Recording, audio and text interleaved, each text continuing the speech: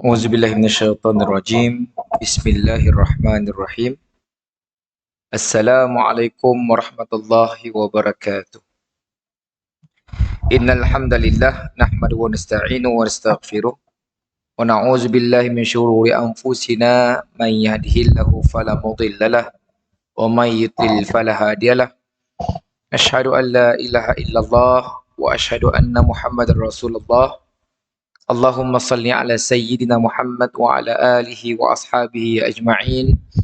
Rabbi syrah li sadri wa yassir li amri wa hlul 'uqdatam min lisani yafqahu qawli, amma ba'd. Yang mulakan Tuan Kuasa Masjid Darul Naim, Tuan-tuan haji, mudah-mudahan hajah, adik kakak yang dirahmati Allah Subhanahu wa taala. Setelah sebulan lebih last kita kuliah bulan 7. Dan semacam-macam aral melintang, maka amat juga kita bertemu. Dan alhamdulillah malam tu dengan izin Allah kita dapat bertemu semula untuk menyambung pengajian dalam kitab hadis Arba'in, kitab Al-Kafi, Tamim Al-Kafi. Kitab yang dikarang dan ditulis oleh Imam An-Nawawi pada asalnya, ditahqiq, disyarah oleh Datuk Dr. Zulkifli Al-Bakri, dan diambil juga banyak maklumat dari kitab Jami' Al-Ulum oleh Ibn Rajab Al-Hambali. Dua kitab yang Masya Allah, kitab Arba'in 40 hadis, campur lagi kitab Ibn Rajab, membaca juga 40 hadis ditambahnya sikit, yang mana kebanyakan hadisnya sangat-sangat baik, merangkumi semua kategori. Maksudnya kalau tuan-tuan buka kitab Riyadhus Salihin, hanya lebih kepada bab adab. Tapi kitab Imam Nawawi itu semua masuk. Bab akhlak ada, bab akidah ada, bab syariat ada. Hanya banyak. Sebab ialah kitab Arba'in Imam Nawawi itu yang sangat masyhur. Untuk makluman tuan-tuan, pada zamannya bukan Imam Nawawi seorang mulai bab hadis tu. Ada banyak imam-imam lain. Tapi kerana keberkatan, redha Allah dan keberkatan dari Allah Subhanahu wa taala yang kekal dibaca, boleh dikatakan tidak ada yang masjid-masjid yang si baca kitab tu. Dan boleh dikatakan semua negara Islam pasti ada kitab Arba'in ataupun hadis 40 Imam An-Nawawi. Sebab lama kita berjumpa, maka kita kena refresh balik. Malam ini insya-Allah kita akan membaca hadis yang kelima, yang mungkin tuan-tuan akan terkesima ataupun terkejut sekejap. Tapi saya kena baca juga dan kita kena jelas. Sebab kalau para asatizah menjelaskan suatu isu yang bermain dalam masyarakat, yang tuan tadi siapa macam ni nak menjelaskan benda tu? Sebab benda tu Nabi nyebut, bukan saya nyebut, Nabi nyebut.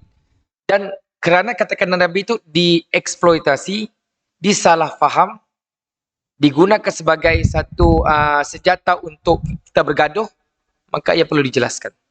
Dalam kitab tu Datuk Dr. Zul menjelaskan sangat baik untuk kita faham. Jadi kata orang jangan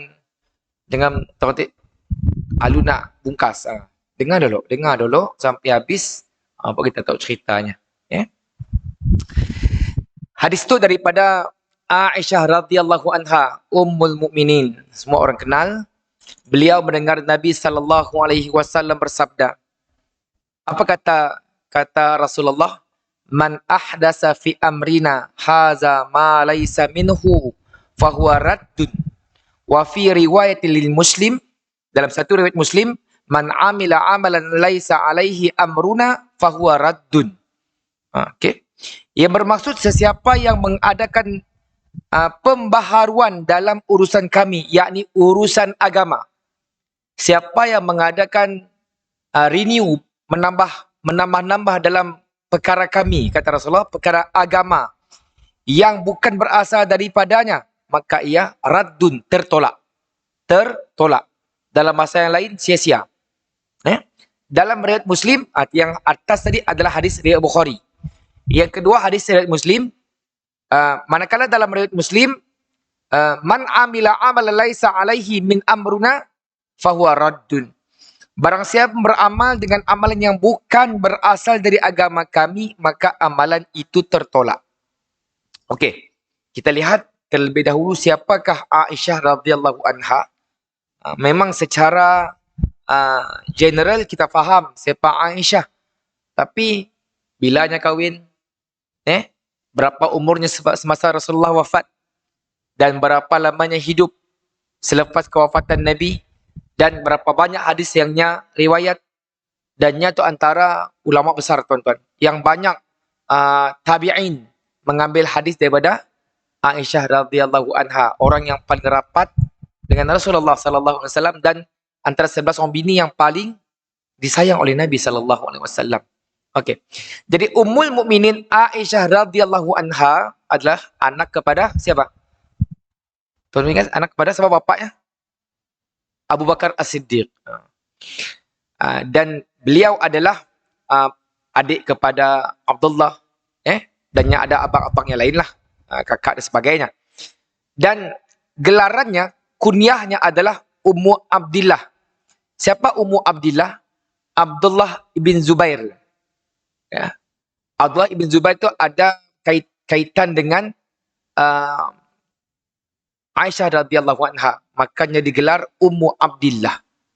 Sebab tonton dalam kita mendengar hadis sirah, kadang-kadang kita dengar Abdullah ibn Umar, Abdullah bin Umar.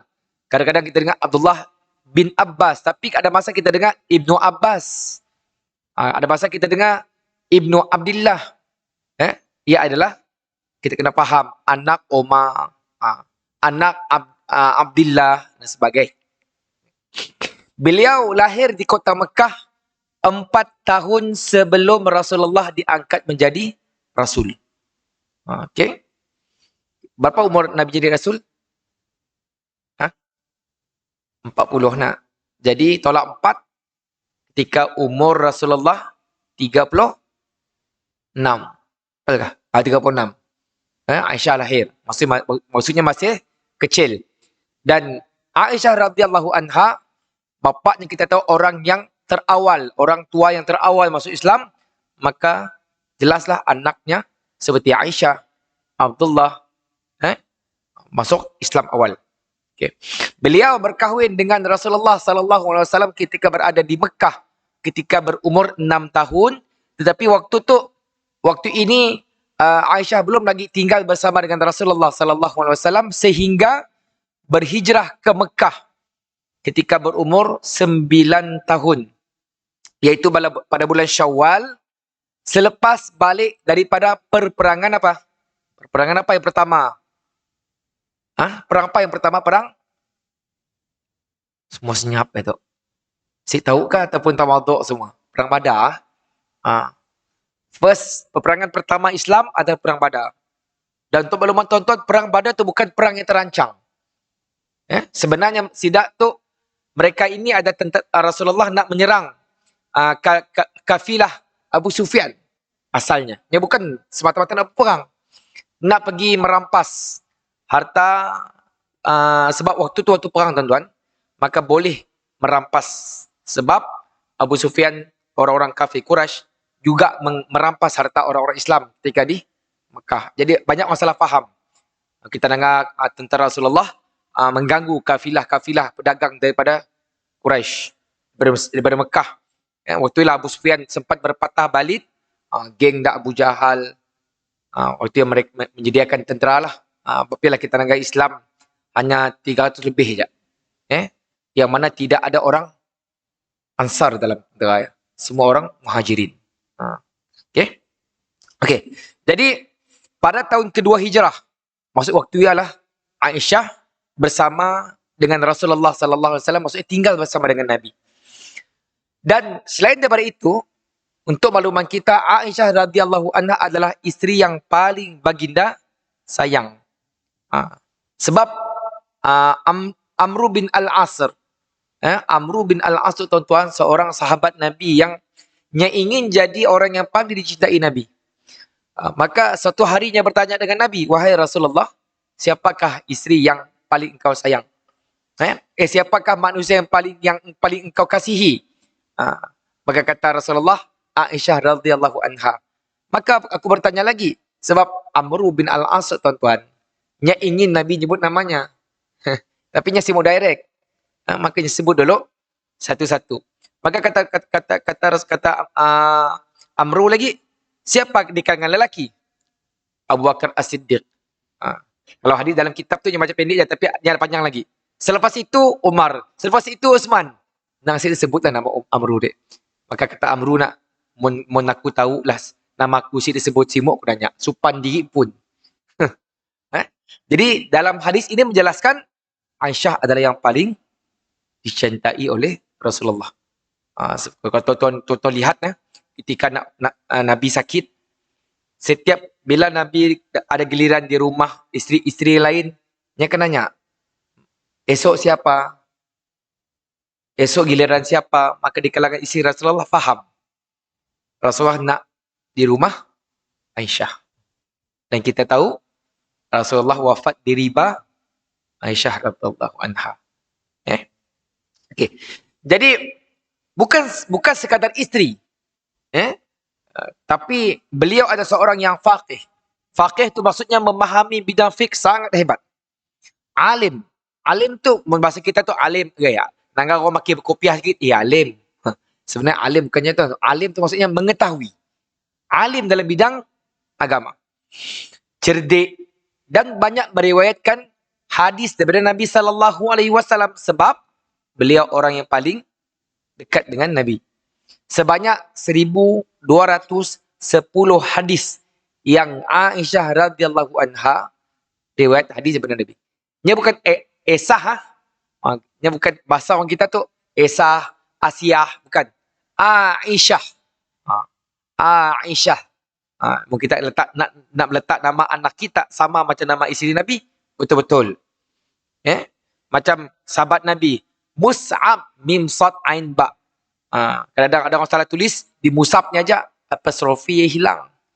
Macam Muaz, bukan Muaz. Jadi kalau kita sebab orang kita tuan-tuan, orang tua-tua kita dulu bilangkan nama macam mon sebelah Limbang, Marzuki jadi Marjoki. Yang ikut bahasa, tapi kita kena balik kepada bahasa Arab. Kalau kita nak ngikut lah, kalau si jadi masalah. Dan Aisyah radhiyallahu anha merupakan tempat rujuk para sahabat radhiyallahu anhum yang besar-besar, kibar sahabat. Sebab nak bertanya tentang masalah fiqh. Untuk makluman kita tuan-tuan, pada zaman Abu Bakar As-Siddiq, Abu Bakar tidak melarang. Umar pernah bertanya kepada Abu Bakar, kenapa melepaskan Muaz bin Jabal untuk pergi ke Yaman? Sebab Muaz itu antara alim, antara mufti zaman Rasulullah. Maka apa kata Abu Bakar? Macam ni aku nak menghalang darinya pergi. Sebab zaman Umar Al-Khattab jadi khalifah, beliau tidak membenarkan kibar sahabat keluar daripada Madinah. Sebab tuan-tuan kena ingat bila sebut sahabat, bukan semua seorang sahabat yang tahu semua benda. Sebab Abu Bakar pernah dalam satu kes wasiat, kes faraid kepada nenek. Makanya saya tahu. Makanya bertanya, ada saya di kalangan sahabat yang tahu. Di dalam pemikiran masyarakat kita kena ingat, bila sahabat bukan bermaksud semua kena tahu. Ada sahabat yang bersama dengan Nabi ketika perang. Ada sahabat bersama dengan Nabi ketika di kebun tamar. Ada sahabat bersama dengan Nabi di Masjid Nabawi. Ada sahabat bersama Nabi ketika pergi umrah. Ada sahabat bersama dengan Nabi ketika perang dan sebagainya. Jadi bukan seorang sahabat semua keadaannya ada. Okey, sekadar makluman kita lah. Jadi bila menyebut tentang kehebatan Aisyah radhiyallahu anha, Aisyah tu seorang yang banyak tahu perkara-perkara yang berkaitan dengan agama. Seperti mana disebut oleh adik-beradik Abdullah, iaitu Urwah bin Zubair. Apa katanya? Aku tidak pernah melihat orang yang lebih faqih di dalam ilmu agama, perubatan dan syair berbanding Aisyah radhiyallahu anha. Tuan-tuan, kenapa Aisyah terror dalam bab perubatan? Sebab ketika Rasulullah sakit, ada aja orang tadi doktor atau bahasa dahulu tabib datang ke rumah baginda untuk mengubat rawatan-rawatan yang Nabi dapat. Jadi Aisyah tahulah. Sebab ni dahulu tidak ada doktor yang ada hospital dan sebagainya. Walaupun Aisyah radhiyallahu anha memiliki ketinggian ilmu pengetahuan, beliau turut bersama-sama para sahabat yang lain memainkan peranan penting dalam proses mendidik, membentuk masyarakat kita kaya. Dan Aisyah tu bukan orang tadi bini duduk di dapur je, masak dan sebagainya. Dia seorang yang berperanan penting dalam masyarakat. Rasulullah wafat ketika usianya, bila Nabi SAW wafat, umur Aisyah berapa? 18 tahun. Dan Aisyah hidup selepas kewafatan Nabi selama 40 tahun. Jadi umur 50 lebihnya meninggal lah. Dan dikubur di kuburan Baqi'. Belah ni tuan-tuan, kalau tuan-tuan masuk Baqi', sebelah kanan ada si yang di pagar, ia di kawasan tuan tadi, kawasan keluarga Nabi sallallahu alaihi wasallam. Malaysia. Saya boleh masuklah sebab nak mengelakkan kes-kes orang yang mengambil berbuat benda-benda yang khurafat. Kalau tuan-tuan ada kesempatan untuk menunaikan umrah, boleh masuk ke Baqi', tuan-tuan lihat antara geng-geng Syiah yang akan menangis-nangis, berdoa dan macam-macam di pagar Baqi', di sebelah kanan. Antara kisah yang masyhur tentang Aisyah, tuan-tuan, sehingga Allah sebut dalam Quran, kisah beliau difitnah berzina dengan seorang sahabat. Sebab dalam ketika Nabi bermusafir, akan ada seorang yang duduk last sekali, ya, jauh daripada rombongan kafilah ataupun pemusafiran Rasulullah. Takut ada barang-barang yang berayan, barang yang jatuh, maka beliau kutip. Tapi kali itu Aisyah tertinggal. Maka nama sahabatnya Safwan bin Al-Mu'attal Al-Sulami. Selepas berlaku perang Bani Al-Mustalik. Dan sahabat tu langsung kelakar dengan Aisyah. Tapi difitnah oleh kafir Quraisy. Sehingga Nabi pun terasa lah. Maka Allah sebut kisah ini dalam surah An-Nur 11. A'udzubillahi minasyaitonirrajim. Innal ladzina ja'u bil ifki usbatum minkum la tahsabuhu syarran lakum bal huwa khairul lakum likulli imri'in minhum maktasaba minal ism والذي تولى كبره منهم له عذاب عظيم. Sadaqallahul azim. Yang bermaksud sesungguhnya orang yang membawa berita bohong itu adalah dari golongan kamu juga. Maksudnya di kalangan orang-orang kafir Quraisy. Janganlah kamu kira bahawa berita bohong itu buruk bagi kamu, bahkan ia adalah baik bagi kamu. Tiap-tiap seseorang dari mereka mendapat balasan daripada dosa yang dikerjakannya. Dan siapa antara mereka yang mengambil bahagian yang terbesar dalam penyiaran berita bohong, itu baginya azab yang besar. Surah An-Nur ayat yang ke-11. Okey. Jadi saya baca sikit pujian di kalangan para tabi'in. Seperti Atha. Dia berkata Aisyah adalah antara orang yang faqih, orang yang paling tahu tentang sesuatu perkara, dan orang yang paling baik dalam memberi pendapat. Seorang lagi sahabat bernama Masruq. Namanya Masruq, tuan-tuan, antara tokoh tabi'in yang bernama Masruq. Masruq tu jangan kita orang ambil nama tu makin nama anak . Masruq tu yang dicuri. Nyata waktu kecil hilang. Mesti salah saya, Masruq bin Ada namanya. Beli buku biografi 60 Ahli Sunnah wal Jamaah, ada cerita tentang itu. Saya sempat baca sikit lah. Dia lahir tahun 1 Hijrah. Maksudnya lebih muda daripada Aisyah radhiyallahu anha. Masruq berkata, telah berkata kepadaku As-Siddiqah, anak kepada As-Siddiq, kekasih Rasulullah yang dibebaskan dari langit. Yang ketiga, pujian Az-Zuhri. Siapa Az-Zuhri? Az-Zuhri seorang ulama hadis zaman Umar bin Abdul Aziz. adalah ulama hadis pertama yang mengumpul hadis, iaitu orang pertama Az-Zuhri. Okey. Ya, apa katanya? Jika dihimpunkan ilmu Aisyah radhiyallahu anha dengan ilmu para isteri Nabi dan ilmu wanita-wanita lain, nescaya ilmu Aisyah radhiyallahu anha lebih baik.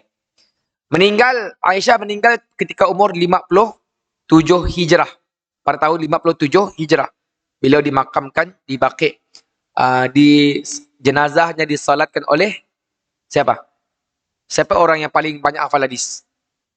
Abu Hurairah radhiyallahu anhu yang ketika itu seorang gubernur di Madinah. Sedikit kisah. Jadi yang menyambut mayat Aisyah adalah yang nunggu dalam kubur, lubang, Abdullah bin Zubair, Urwah bin Zubair, Al-Qasim bin Muhammad, Abdullah bin Muhammad bin Abu Bakar, dan Abdullah bin Abdurrahman bin Abi Bakar. Itu kebanyakannya adalah adik-beradiknya. Abdullah bin Abdurrahman bin Abu Bakar atau anak saudaranya. Muhammad, Abdullah bin Muhammad bin Abu Bakar pun anak saudaranya. Urwah, bukan orang lain, anak saudaranya juga, dan Abdullah bin Zubair. Okey, sekarang kita pergi kepada hadis. Okey. Jadi hadis yang dibacakan tadi, ada satu hadis yang saya boleh katakan hadis yang kontroversi dan hadis yang disalah ertikan. Bahkan sebagian orang menambah-nambah sanad hadis matan hadis. Kadang-kadang berhati-hati ketika membaca hadis, jangan ditokok tambah. Kalau nyamadah sampai radun tertolak cukup, jangan kita madah tertolak dan masuk akal lah, tertolak dan jangan. Jangan beremosi dalam menceritakan perkara-perkara dalam agama. Sebab kita akan dipertanggungjawabkan dengan apa yang kita pertuturkan. Okey, hadis ini adalah menjadi kaedah yang agung di antara kaedah-kaedah agama dan sebahagian daripada jawami' al-kalim. Apa jawami' al-kalim? Ringkas dan makna yang padat. Siapa yang mengada-adakan urusan baru dalam agama, urusan kami. Urusan kami itu urusan agama. Bila saya mengatakan urusan agama, kita nak mula rumah kah? Nak pakai mikrofon kah? Kita nak pakai selipar kah? Ya, urusan agama ke sih? Bukan. Urusan agama tu sembahyang, zakat, haji, umrah, zikir. Itu adalah urusan agama. Okay. Sebab di antara kehebatan Rasulullah SAW ataupun keistimewaan baginda, tutur katanya ringkas tetapi padat. Nyasi macam kita tu lah, kelakar panjang lebar, pun orang masih faham. Nabi itu ringkas tapi penuh dengan penjelasan. Contohnya macam kes ada tuan-tuan pernah tak dengar satu kisah kumpulan sahabat Nabi kata jangan kamu solat asar sehingga sampai di perkampungan Bani Quraizah. Satu kumpulan sahabat tetap sembahyang asar bila masuk waktu. Satu dari kumpulan sahabat akur pada perintah Nabi dan melaksanakan solat asar pada waktu maghrib. Dan Nabi tidak menjelas pun yang mana salah, yang mana betul. Jadi itu merupakan satu yang menjadi pegangan kita dalam perkara-perkara khilaf. Okey, kelak saya terangkan apa kaitan khilaf dengan perkara yang kita bincangkan. Jadi hadis ini merupakan salah satu daripada asas yang penting di dalam Islam. Okey, tuan-tuan mesti ingat, itu adalah asas. Sebab kalau hadis, ingat tuan-tuan, hadis yang pertama kita baca, inna a'malu binniyah. Semua amalan dengan niat. Jadi hadis yang kita baca malam tu, balancekan hadis yang pertama ya. Bukannya semua dijelaskan semula. Benda yang bukan daripada Nabi ataupun jangan kita menambah, di renovate kerana kreatif kita tambah lagi bidang agama tu, bidang-bidang ibadah tu mengikut kemahuan kita tanpa ada penjelasan dalam kaedah-kaedah fiqh.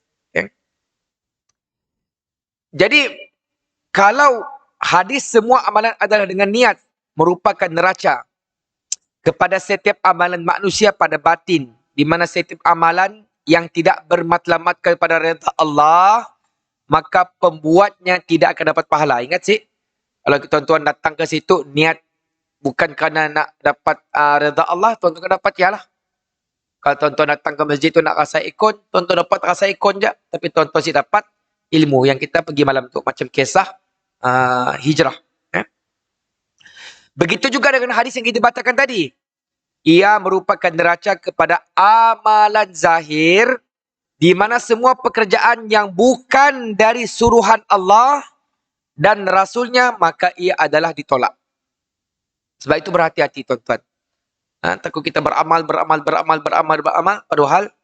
tertolak padahal. Sebab apa? Ibadah kita tu kena sentiasa ditambah kualitinya, ditambah kefahaman tentangnya. Ya. Setiap orang yang mengada-adakan sesuatu yang tidak dibenarkan oleh Allah dan Rasulnya di dalam urusan beragama, maka ia bukanlah daripada agama ini. Okey, ya, ada keistimewaan hadis. Sekarang kita pergi cerita kepada apa ulasan sebahagian ulama menyebut tentang hadis tadi. Pertama, Imam An-Nawawi sendiri. Apa katanya? Hadis ini sewajarnya dihafal dan dijadikan hujah bagi menghapus kemungkaran. Jangan suka-suka nak molah benda-benda yang kita rasa bagus, kita rasa betul. Okay. Yang kedua, Ibnu Daqiq Al-Aid berkata, hadis ini semestinya mendapat perhatian lebih dengan cara menghafal, menyebarluaskan dan menggunakannya bagi menumpas semua bentuk kemungkaran. Ini kerana hadis ini mencukupi semua benda. Nak jaga tuan-tuan, kita tu kena jaga amalan kita. Yang ketiga, Ibnu Hajar Al-Haytami. Itu antara ulama mazhab Syafi'i yang hebat. Dalam akidah punya hebat juga. Hadis ini merupakan salah satu kaedah yang terdapat di dalam Islam dan manfaatnya amat luas dipandang dari sudut lafaznya. Kerana ia adalah muqaddimah umum bagi setiap dalil yang digunakan untuk menerbitkan hukum syarak. Yang ketiga, ulama mazhab Hambali, antaranya pun otai hebatlah, Ibnu Rajab Al-Hambali berkata, hadis ini merupakan usul yang agung daripada usul Islam. Ia adalah seperti neraca bagi amalan pada zahirnya. Dan last, Al-Tufi berkata, hadis ini sesuai dinamakan separuh daripada pelbagai dalil syarak.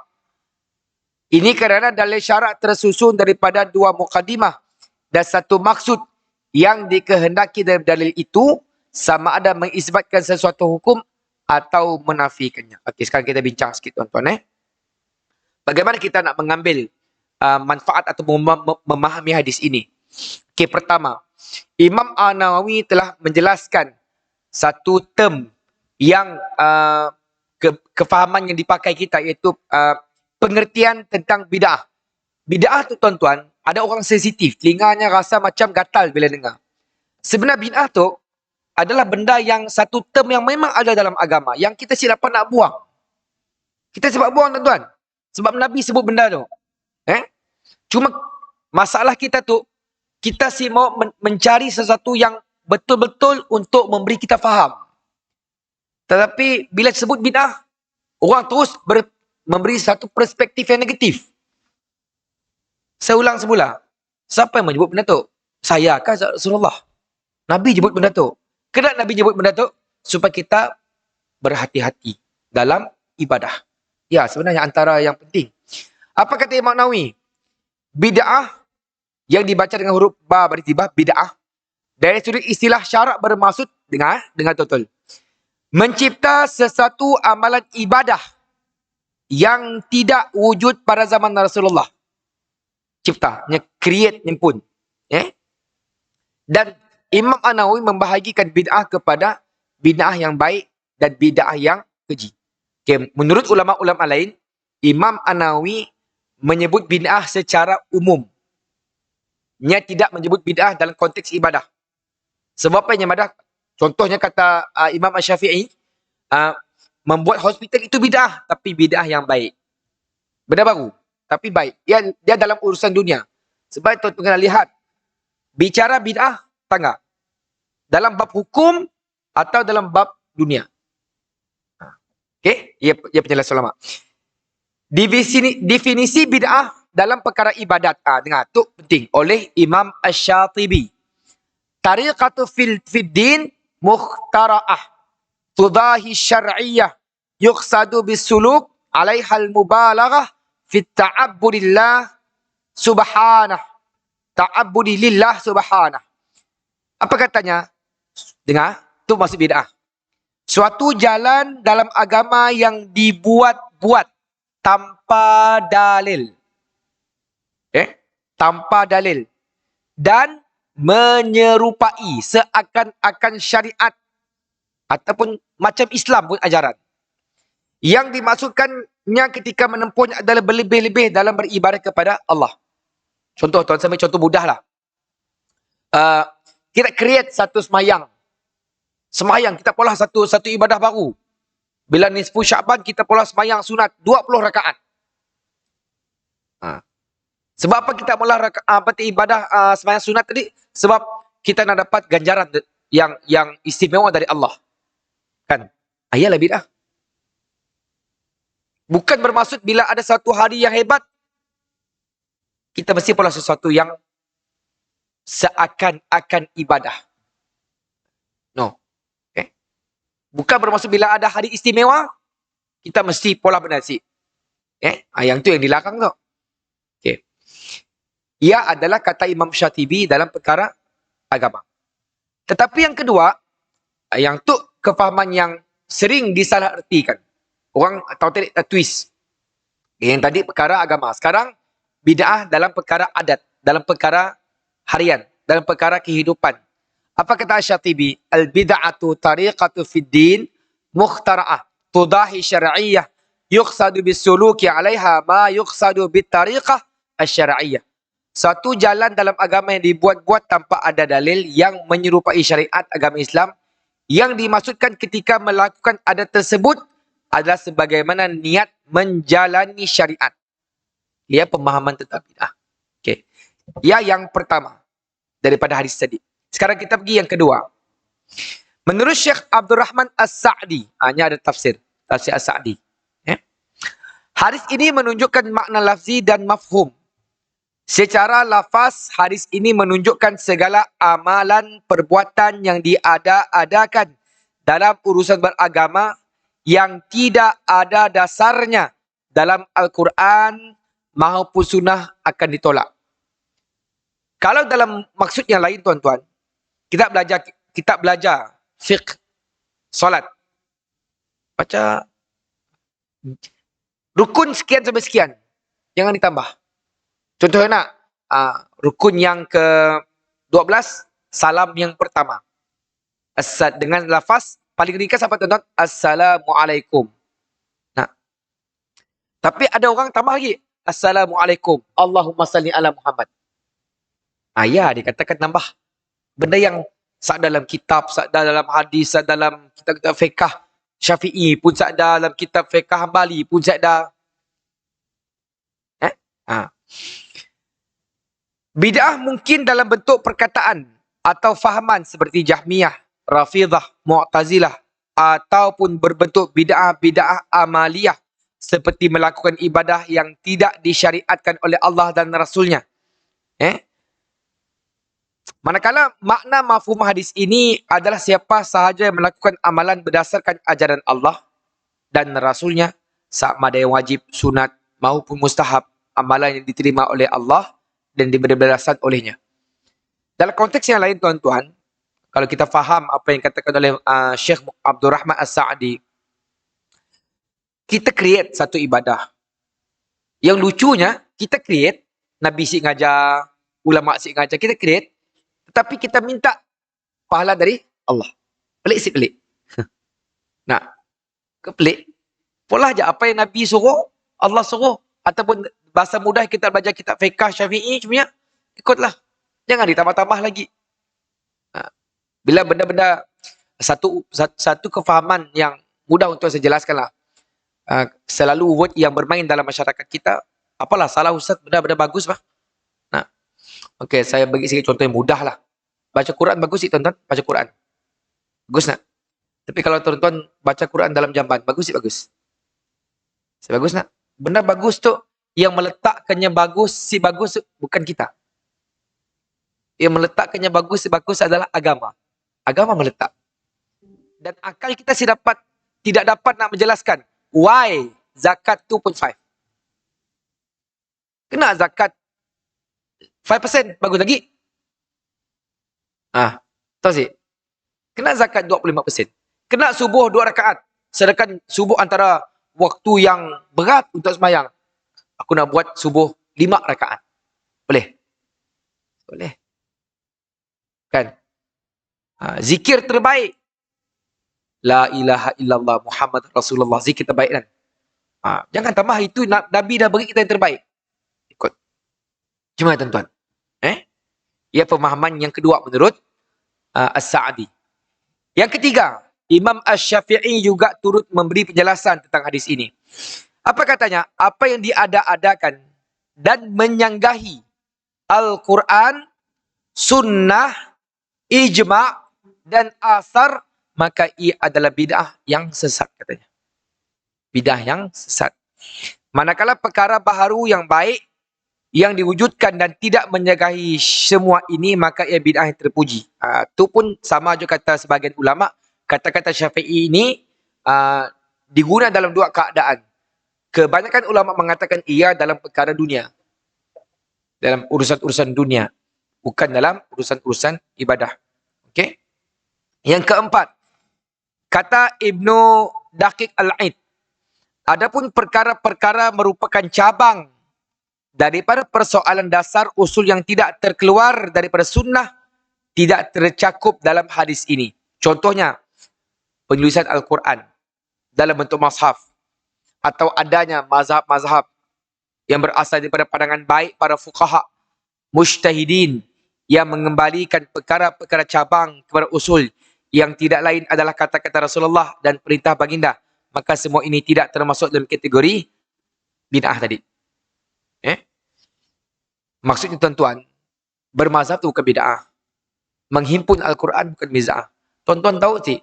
Tuan-tuan tahu tak? Asal Al-Quran bagaimana tuan-tuan? Kalau Quran asal yang masih okey, tuan-tuan, kalau tuan-tuan ada rezeki, tuan-tuan pergi ke Uzbekistan, pergi ke Samarkand, ada Quran Mashaf yang dibaca oleh Utsman dan beliau kan dibunuh dan ada darah pada Quran tersebut. Quran tersebut ada di Uzbekistan. Saya dah nangkap Qurannya. Siapa dia baca tuan-tuan? Saya ada titik, saya ada baris. Cina baca. Ayat Quran lah. Jadi menambah titik dan baris bukan bid'ah. Yang kena jelaskan.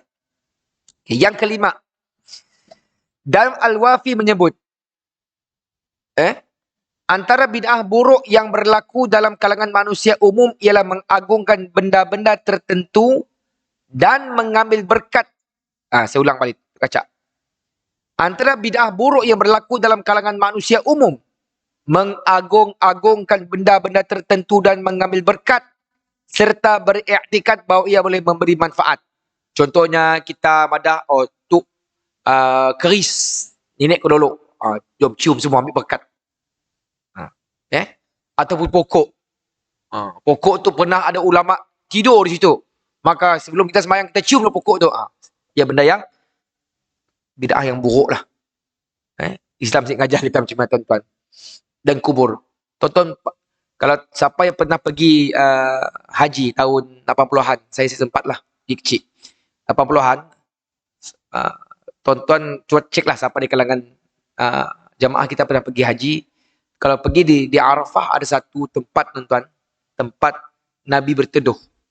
Nabi duduk. Di roboh. Sebab apa? Sebab apa? Bila datang umat Islam seluruh dunia, yang mula benda-benda khurafat di Malaysia. Jangan katakan itu tuan-tuan. Ada batu besar dekat Jabal Rahmah. Ada manfaat sih. Sudah. Tapi orang kita tu pelik dari pesan. Sampai ke Jabal Rahmah, lihat saja tuan-tuan. Sebagian pandangan mengatakan ini tempat pertemuan antara Adam dan Hawa, tapi itu tidak sahih. Tapi orang kita tu lekat dalam mindanya, lekat. Sampai di sia, ada bekal lah, maka bekal ikut paper. Sampai di sia, Ali le Fatimah. Sia belum dapat jodoh, pergi ke sia berdoa. Ya, benda yang dilarang, tuan-tuan. Sampai kan di Gua Hira pun begitu. Sehingga kan orang-orang di kalangan kerajaan Saudi memberi penerangan bahawa naik ke Gua Hira tidak ada sebarang kelebihan. Tapi ada orang, tuan-tuan, berebut-rebut semayang dalam Gua Hira. Ada yang berbukut, bertumbuk. Pun sama ya dalam kes ini. Tidak ada keberkatan.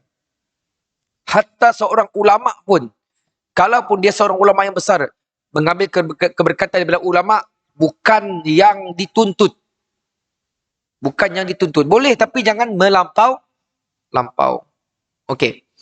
Yang keenam, satu riwayat yang sahih telah menceritakan bahawa para sahabat telah melintasi sebatang pokok bidara. Dengar tak? Tu contoh tu. Contoh zaman sahabat. Mereka pergi melintasi pokok bidara sebelum sampai ke Hunain. Yang mana orang-orang musyrikin, kita azan dulu. Masuk sambung lagi.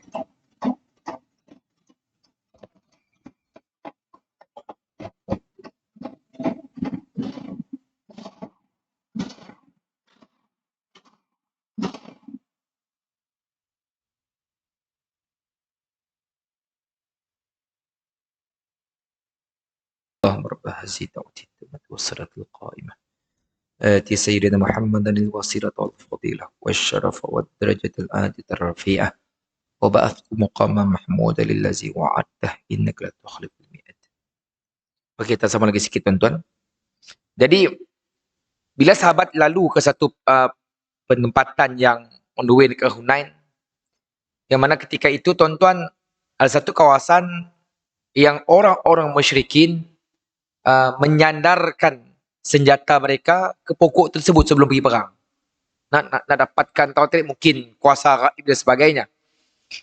Maka sahabat bila melalui tempat dan tahu itu tempat yang berlaku benda-benda yang berikut, mereka berkata kepada Rasulullah, "Ya Rasulullah, jadikan kami tempat sandaran senjata sebagaimana apa yang mereka ada."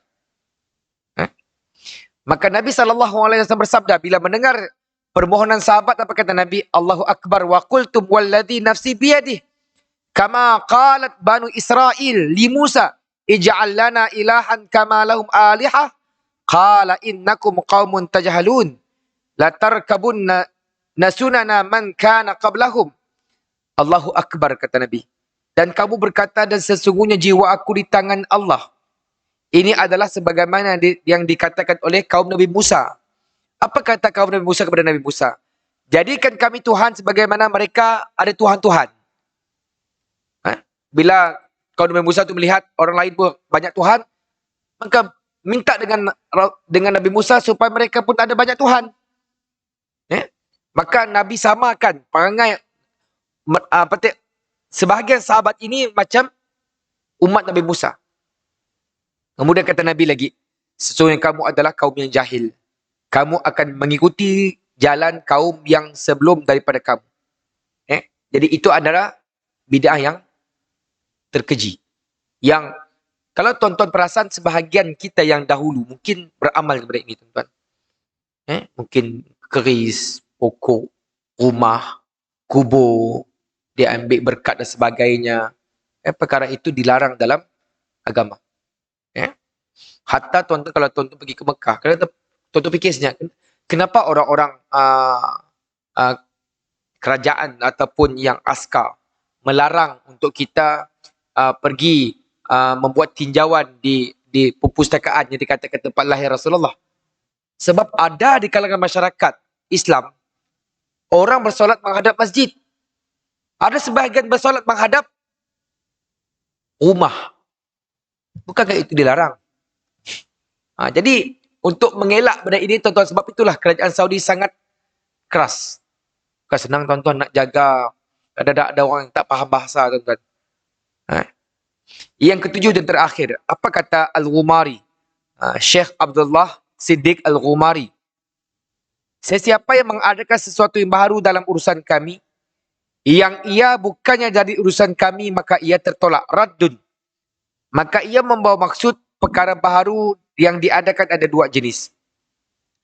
Yang pertama, yang bukan daripada agama ini seperti perkara yang bercanggah dengan kaedah dan dalil agama, maka ia tertolak. Ini yang dikatakan sebagai bid'ah yang sesat. Ya? Sada orang tadi ulama pun sik madah.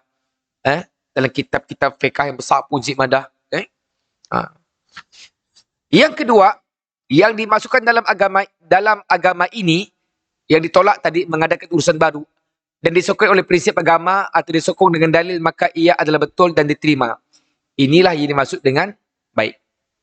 Dan kata Syekh Al-Tahtawi, hadis ini menjadi dalil bahawa ibadah seperti wuduk, solat, puasa, zakat, jika dilakukan bercanggah dengan syarak, maka ia tertolak. Nah, Nabi Salam kanan dulu, kita tu ubah kiri dulu. Bidah dia. Ubah. Nah, saya suka mengulang tuan-tuan. Jangan jadikan akal untuk meletak sesuatu yang boleh dibuat dan tidak boleh dibuat. Jangan letak akal tuan-tuan. Contohnya, kita nak iqamat sekejap lagi.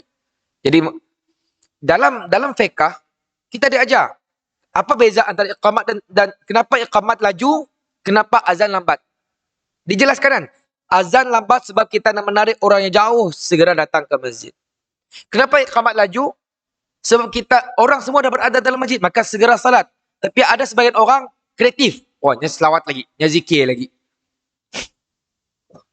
Jadi zikir sih salah, tak salah. Tapi bertentangan dengan objektif iqamat.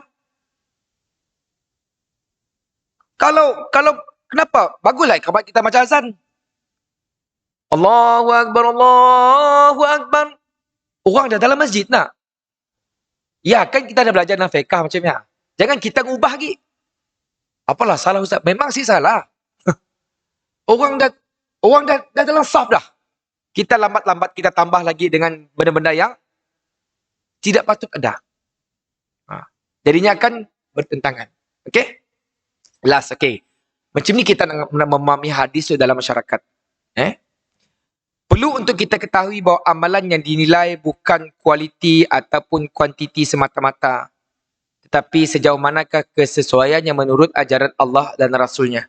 Bukan kepada banyaknya, tetapi lihat kepada kualiti. Kualiti boleh tangga tuan-tuan. Walaupun amalan baik banyak dilakukan, tetapi jika tidak berasaskan kepada peraturan syarak, amalan tersebut adalah sia-sia. Demikian pula meskipun banyak amalan baik yang dilakukan, tetapi tidak memenuhi syarat pelaksanaannya, maka amalan tersebut tidak mendatangkan pahala. Justru amalan yang dilakukan perlulah mendapat muwafaqah berbetulan dengan kehendak Rasulullah dan keikhlasannya. Dalam kita membina kehidupan mengikut neraca syarak, janganlah sesekali kita abaikan hajjun nabawi. Maksudnya hadis-hadis nabawi. Kerana dialah penterjemah Al-Quran yang sebenar. Maksud kita tidak boleh abaikan hadis. Kalau tuan-tuan letak hadis di tepi, ambil Quran saja, macam ni kita nak semayang. Dalam Quran sih jelas tentang semayang. Dalam Quran pun tidak menjelaskan bagaimana nak melaksanakan ibadah haji. Kerana dialah fahamilah nas dan kehendak nas yang sebenar, itulah jalan yang paling selamat. Di dalam perkara bid'ah, umat Islam harus berhati-hati dalam mengaplikasi tuduhan bid'ah. Jangan terlalu mudah untuk tuduh bid'ah. Jangan mudah gila. Sebab ada perkara yang khilaf. Apa maksud khilaf? Okey. Contoh enak, dalam mazhab Syafi'i, wuduk kepala sebahagian. Dalam mazhab Hanafi, rubuk separuh. Dalam mazhab Hanbali, semua. Jadi kita nak madah orang Hanbali ya bid'ah. Ya khilaf. Sama jadi dengan dalam Hanafi, kalau tuan-tuan kahwin, sada wali sah. Syafi'i sada wali sah sih. Dia sah. Jadi jangan kita ngadah, oh dah Hanafi itu bid'ah lah. Jangan terlalu mudah untuk menuduh bid'ah kalau kita bukan ahlinya. Faham jadi kita kena ada orang yang faham ilmu tu. Saya pun kadang-kadang si mudah untuk kita benda tu kadang sensitif dan orang mudah nak manas. Tapi kita kena padah juga. Nak ni yang betul. Nak ni yang betul. Jadi jangan terlalu mudah. Kadang-kadang kita biasa angkat takbir macam tu. Tiba-tiba kita dengar orang angkat takbir macam ya. Bid'ah. Jangan tuan-tuan. Tu hadis tu. Ada hadis juga. Khilaf. Sama yang kita nak sujud. Ada yang biasa kita sujud tangan dulu. Kaki dulu. Tiba ada orang sujud tangan dulu. Wah, kita berkelahi. Oh, bid'ah tu. Sikit ya hadis Umar. Sikit hadis Abdullah bin Umar. Duduk sahih. Kita yang tahu.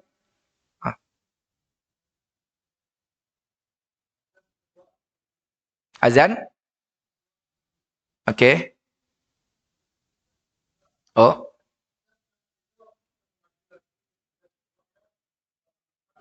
Hmm.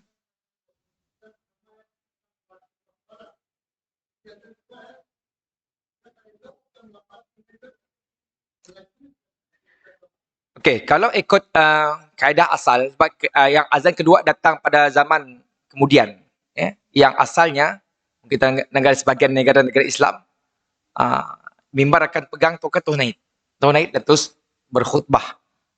Namun ada sebahagian pandangan lain mengatakan azan kedua. Namun azan kedua saya pun si madah sebab waktu dah segera untuk berkhutbah. Jadi saya si dapat nak madah boleh si di lagu. Boleh sit juga. Saya simpan pada jawapan dulu. Kelak saya simpan jawapan kita, soalan kita ya. Kelak saya ke jawab. Okey, faham Kelak saya simpan dulu. Saya simpan ni jawab dulu. Boleh boleh dilambat atau dicepat. Sebab kalau azan tujuan asalnya memanggil orang untuk sembahyang. Tapi saya kena dapatkan dulu apa kenaknya disyariatkan dan macam ni kaedah yang betul. Saya simpan dulu soalannya. 2 minggu lagi saya akan terangkan. Okey. Okey, yang last tuan-tuan.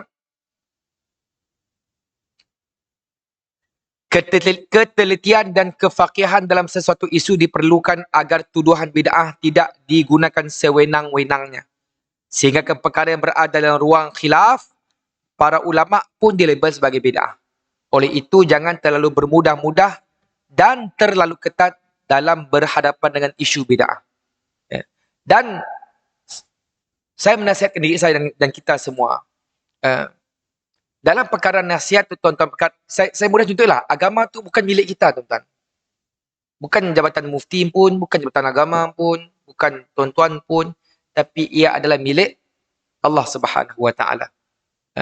Kalau ada perkara yang kita buat dahulu mungkin silap, berlapang dada tuan-tuan. Berlapang dada. Sebab yang berdepan dengan Allah kelak kita. Kita pun yang akan minta syafaat siapa? Kita pun juga. Jangan jadi orang yang kelak menyesal. Ketika nak pergi Haudul Kausar ditahan oleh Jibril. Ada di sana. Kata Jibril, kata Rasulullah, kenapa ditahan? Bukankah mereka ini umatku? Apa jawapan Jibril? Wahai Rasulullah. Lebih kurang cerita punya hadis lah. Saya mudahkan untuk supaya kita faham. Engkau tidak tahu apa mereka lakukan setelah kewafatan engkau.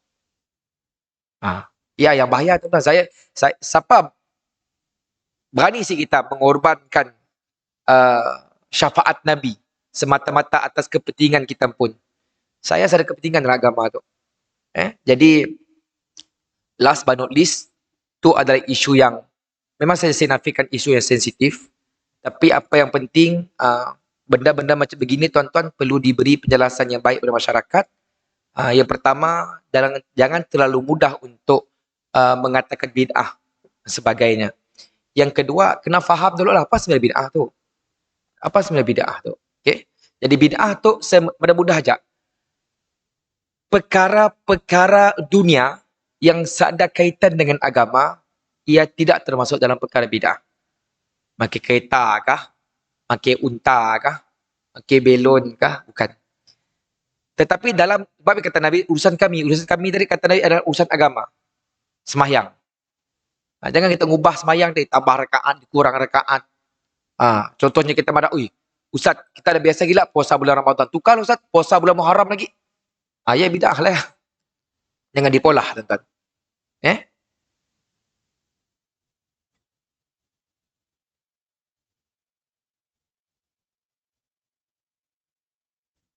Hmm. Ni saya ada komen, tuan-tuan. Saya si banding nak madah juga. Hal macam ni. Mungkin saya nak ambil pandangan lain. Oh. Sebab belum ada orang komplain ke Jatuh Mufti. Apa yang si dijawab? Saya cuma komen secara umum macam benda ya. Sebab takutlah nya akan jadi bertambah-tambah kelak. Nya akan saya pergi kepada konsep asas iqamat dengan azan. Nya kena ada komen, kena ada orang komplain. Nya sebab daripada saya kena ada orang awam. Kita komplain kelak nya akan jawab benda ya. Kadang-kadang semua benda yang Jabatan Agama tahu. Nya kena orang mengadu.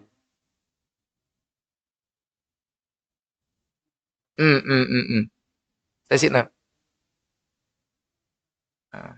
Yalah saya pada tadi mungkin tersilap, mungkin juga ada pandangan lain, wallahu alam. Sebab dalam perkara-perkara agama tu kena di clear. Sebab apa agama Kristian ni jadi macam pelik? Sebabnya itulah yang suka tambah. Akhirnya tu tambah baru jadi tahun tadi Protestan tu macam tu. Asal yang sama. Hanya kan rosak. Sebab kita kena sebab kata-kata tulis kitab tadi kena ada satu penjelasan yang kena ada nas yang macam ni. Mungkin sama ada saya asyik berjumpa dengan nas ataupun ada nasnya pun. Tapi saya pergi kepada basic je. Jelas eh? Mon ada orang si pusatnya kena komplain lah. Betul sih orang tu berzikir tu lepas tu. Kita nak jawapannya kelak. Kelak saya akan cuba jawab cek jawapannya. Saya cari juga. Okay? Kelak saya lagi lah. Ada dua soalan saya simpan dulu lah. Daripada Tuan Haji pasal lambat azan tadi boleh sih. Dan zikir sebelum iqamat. Wallahu ta'ala a'lam. Terkurang terlebih saya minta maaf. Kalau tuan-tuan nak jelas lagi, kebanyakan yang saya sebut tadi bukan daripada pandangan saya, daripada kitab tu. Dan penulisnya bukan calang-calang orang. Datuk Dr. Zulkifli Al-Bakri. Semua kenal lah. Bukan daripada saya. Itu bukan buku saya. Itu bukunya. Saya baca aja. Tulis sampai dan kepahaman kita bersama. Okey. Jadi kita tangguh dengan membaca tasbih kafarah dan surah Al-Asr. Bismillahirrahmanirrahim. Wal 'asri innal insana lafi khusr illa alladhina amanu wa 'amilus salihat wa tawasaw bil haqq wa tawasaw bis sabr. Subhanakallah bihamdika asyhadu an la ilaha illa anta astaghfiruka wa atubu ilaik. Terima kasih atas perhatian. Maaf atas kekurangan. Assalamualaikum warahmatullahi wabarakatuh.